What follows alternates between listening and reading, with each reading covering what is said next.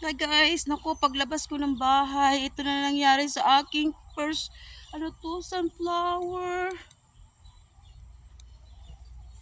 Ano na, kahapon ang ganda, kahapon ang ganda-ganda, di ba? Tapos, ayan na oh, sayang, wala na. Tapos,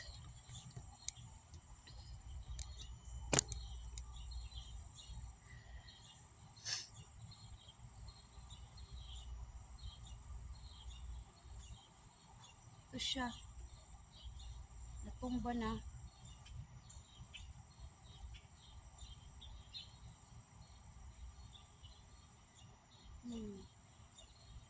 Ay, lagay ko na lang to sa flower base, di ba? Sayang. Inaantay ko para ba ito na kasi pupunta kami doon sa pamangkin ni Robert sa Sunday kasi nga birthday niya at favorite niya ay sunflower. So, sana ilalagay ko na lang to sa flower base at sana mag-last. Yung iba okay pa naman.